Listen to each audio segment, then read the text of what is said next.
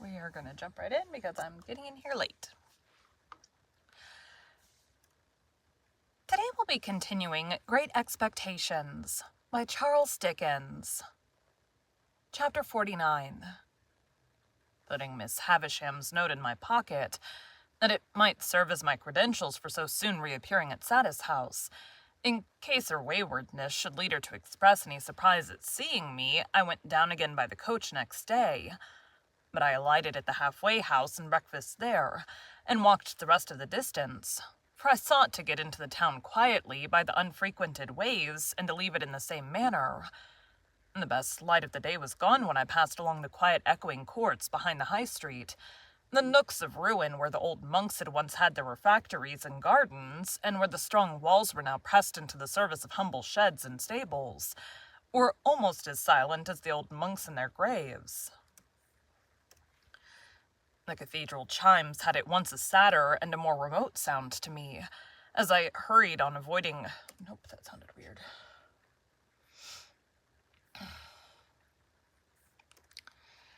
As I hurried on, avoiding observation, that they had ever had before.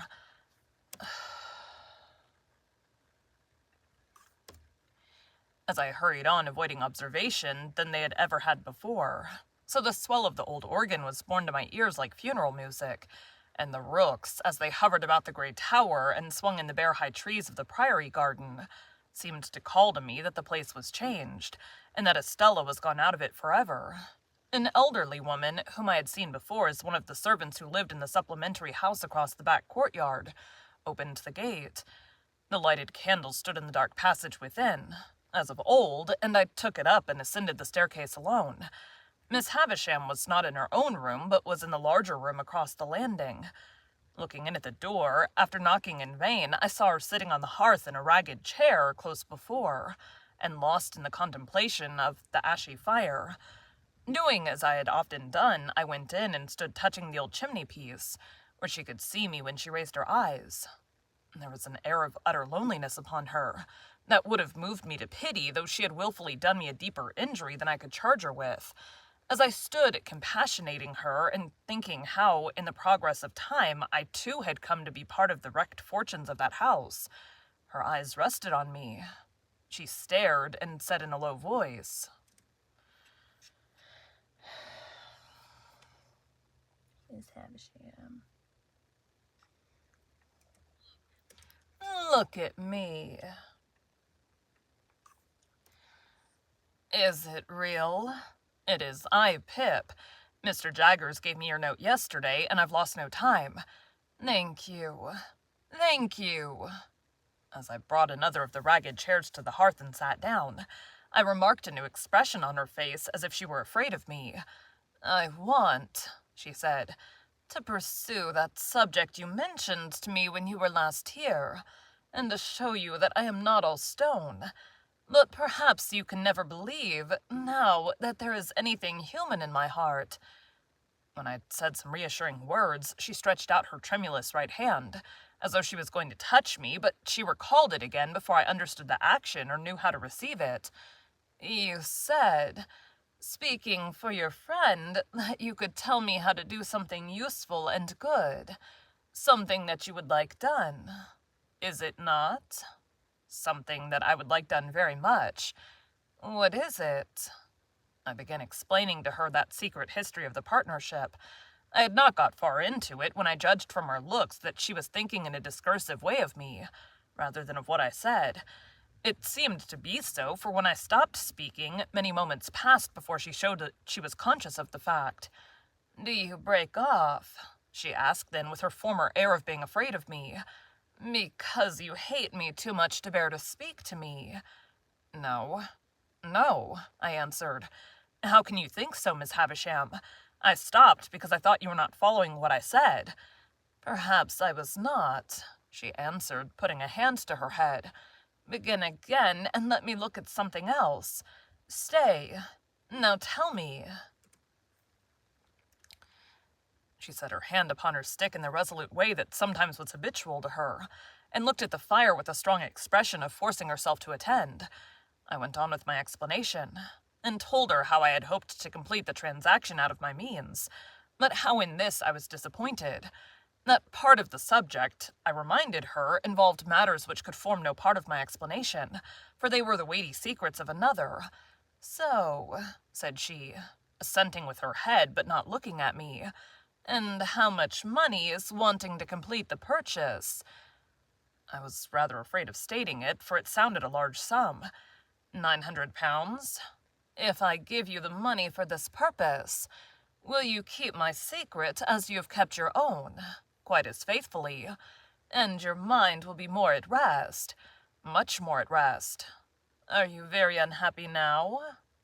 She asked this question, still without looking at me, but in an unwonted tone of sympathy. I could not reply at the moment, for my voice failed me. She put her left arm across the head of her stick and softly laid her forehead on it. "I am far from happy, Miss Havisham, but I have other causes of disquiet than any you know of. They are the secrets I have mentioned."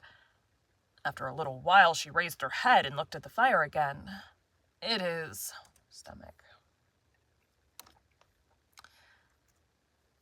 It is noble in you to tell me that you have other causes of unhappiness. Is it true?" "Too true." "Can I only serve you, Pip, by serving your friend?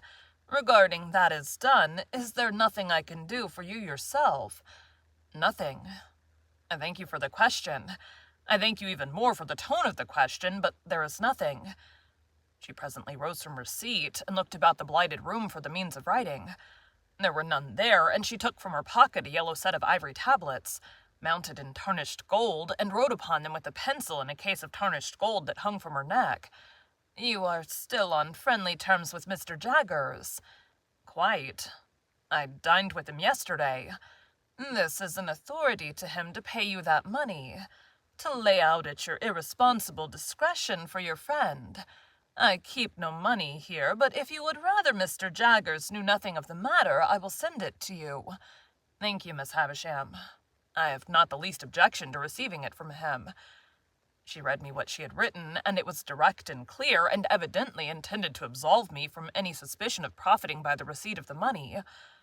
I took the tablets from her hand, and it trembled again, and it trembled more as she took off the chain to which the pencil was attached and put it in mine. All this she did without looking at me. "My name is on the first leaf. If you can ever write under my name, I forgive her. Though ever so long after my broken heart as dost pray do it." "Oh, Miss Havisham," said I can do it now. There have been sore mistakes, and my life has been a blind and thankless one, and I want forgiveness and direction far too much to be bitter with you." She turned her face to me for the first time since she had averted it, and to my amazement, I may even add to my terror, dropped on her knees at my feet, with her folded hands raised to me in the manner in which, when her poor heart was young and fresh and whole, they must often have been raised to heaven from her mother's side. To see her with her white hair and her worn face kneeling at my feet gave me a shock through all my frame. I entreated her to rise, and got my arms about her to help her up, but she only pressed that hand of mine which was nearest to her grasp, and hung her head over it, and wept. I had never seen her shed a tear before, and in the hope that the relief might do her good, I bent over her without speaking. She was not kneeling now, but was down upon the ground. "Oh," she cried despairingly, "what have I done? What have I done?" "If you mean, Miss Havisham, what have you done to injure me? Let me answer. Very little. I should have loved her under any circumstances." "Is she married?" "Yes." It was a needless question, for a new desolation in the desolate house had told me so. "What have I done? What have I done?" She wrung her hands and crushed her white hair, and returned to this cry over and over again. "What have I done?" I knew not how to answer or how to comfort her. That she had done a grievous thing in taking an impressionable child to mold into the form that her wild resentment, spurned affection, and wounded pride found vengeance in, I knew full well. But that in shutting out the light of day she had shut out infinitely more. That in seclusion she had secluded herself from 1,000 natural and healing influences. That her mind, brooding solitary, had grown diseased, as all minds do, and must and will that reverse the appointed order of their Maker, I know equally well. And could I look upon her without compassion, seeing her punishment in the ruin she was, in her profound unfitness for this earth on which she was placed, in the vanity of sorrow which had become a master mania, like the vanity of penitence, the vanity of remorse, the vanity of unworthiness, and other monstrous vanities that have been curses in this world? Until you spoke the other day, and until I saw you a looking-glass that showed me what I once felt myself, I did not know what I had done. What have I done? What have I done? And so again, 20, 50 times over, what had she done?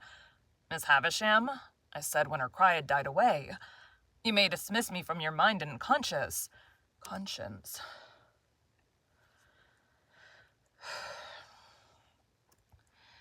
You may dismiss me from your mind and conscience, but Estella is a different case. And if you can ever undo any scrap of what you've done amiss in keeping a part of her right nature away from her, it'll be better to do that than to bemoan the past through 100 years. Yes, I know it. But Pip, my dear... There was an earnest, womanly compassion for me in her new affection. My dear, believe this. When she first came to me, I meant to save her from misery like my own. At first, I meant no more. Well, said I hope so. But as she grew, and promised to be very beautiful, I gradually did worse, and with my praises, and with my jewels, and with my teachings, and with this figure of myself always before her, a warning to back and point my lessons, I stole her heart away and put ice in its place. Better, I could not help saying, to have left her a natural heart, even to be bruised or broken. With that, Miss Havisham looked distractedly at me for a while, and then burst out again. What had she done? If you knew all my story, she pleaded, you would have some compassion for me and a better understanding of me. Miss Havisham, I answered as delicately as I could, I believe I may say that I do know your story, and have known it ever since I first left this neighborhood. It has inspired me with great commiseration, and I hope I understand it and its influences. Does what has passed between us give me any excuse for asking you a question relative to Estella? Not as she is, but as she was when she first came here. She was seated on the ground, with her arms on the ragged chair, and her head leaning on them. She looked full at me when I said this, and replied, Go on. Whose child was Estella? She shook her head. You don't know? She shook her head again. But Mr. Jaggers brought her here, or sent her here. Brought her here. Will you tell me how that came about? She answered in a low whisper and with caution. I had been shut up in these rooms a long time. I don't know how long. You know what time the clocks keep here. When I told him that I wanted a little girl to rear and love and save from my fate, I had first seen him when I sent for him to lay this place of I had first seen him when I sent for him to lay this place waste for me, having read of him in the newspapers before I and the world parted. He told me that he would look about him for such an orphan child. One night he brought her here asleep, and I called her Estella. Might I ask her age, then? 2 or 3. She herself knows nothing but that she was left an orphan, and I adopted her. So convinced I was of that woman's being her mother that I wanted no evidence to establish the fact in my own mind. But to any mind, I thought the connection here was clear and straight. What more could I hope to do by prolonging the interview? I had succeeded on behalf of Herbert. Miss Havisham...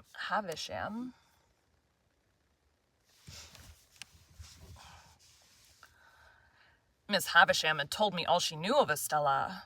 I had said and done what I could to ease her mind.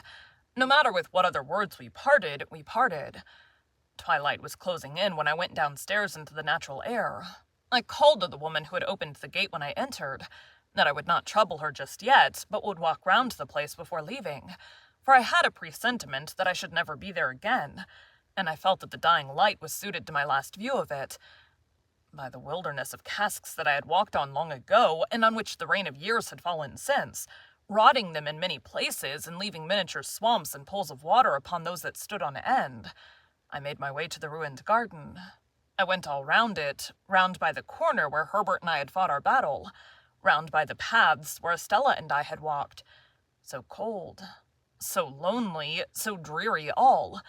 Taking the brewery on my way back, I raised the rusty latch of a little door at the garden end of it, and walked through. I was going out at the opposite door. Not easy to open now, for the damp wood had started and swelled, and the hinges were yielding, and the threshold was encumbered with a growth of fungus, when I turned my head to look back. A childish association. A childish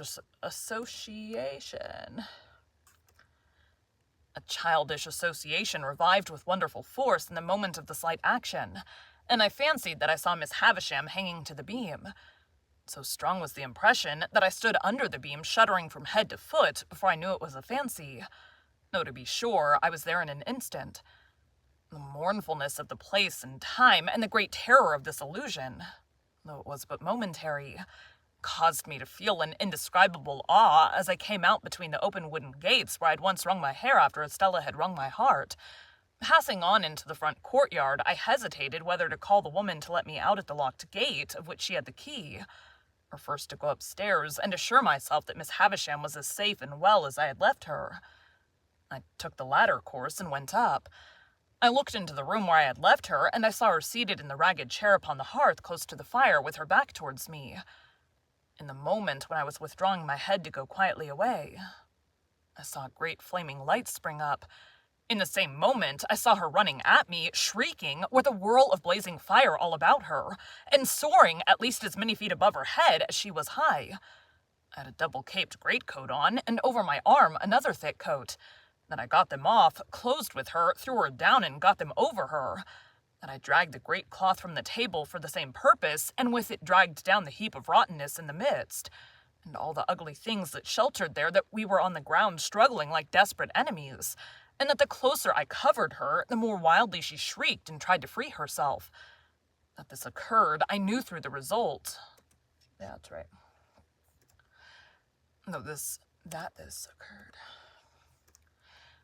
That this occurred, I knew through the result, but not through anything I felt or thought or knew I did.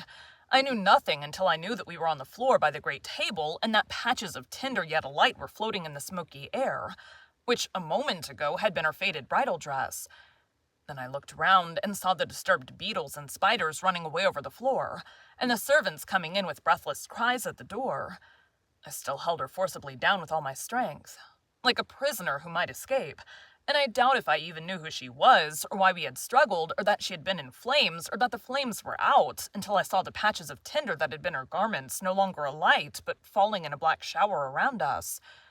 She was insensible, and I was afraid to have her moved, or even touched. Assistance was sent for, and I held her until it came, as if I unreasonably fancied, I think I did, that if I let her go, the fire would break out again and consume her.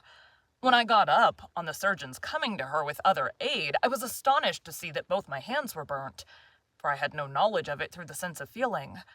On examination, it was pronounced that she had received serious hurts, but that they of themselves were far from hopeless. The danger lay mainly in the nervous shock.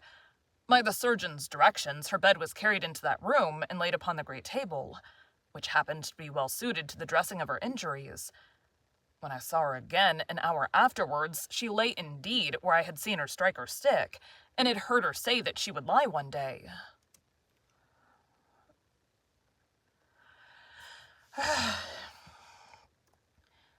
Though every vestige of her dress was burnt, as they told me, she still had something of her old ghastly bridal appearance, for they had covered her to the throat with white cotton wool, and as she lay with the white sheet loosely overlying that, the phantom air of something that had been and was changed was still upon her. I found on questioning the servants that Estella was in Paris, and I got a promise from the surgeon that he would write to her by the next post. Excuse me.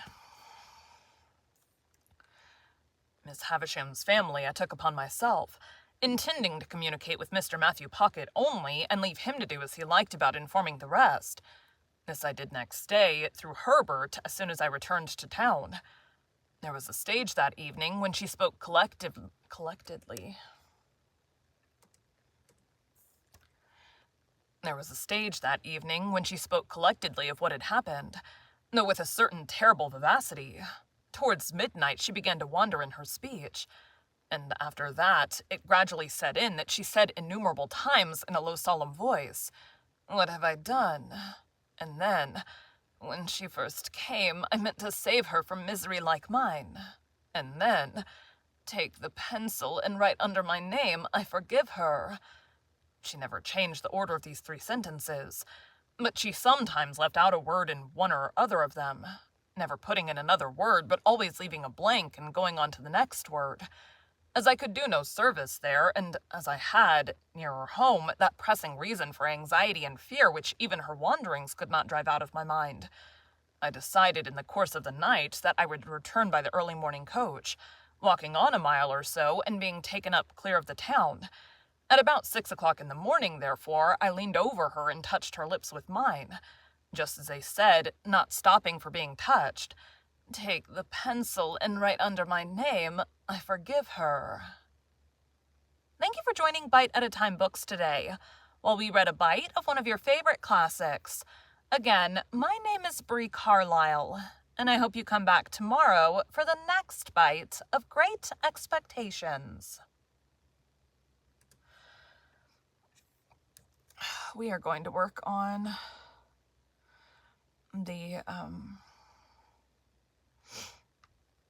behind the story. I got partway through the next chapter. It's not a chapter.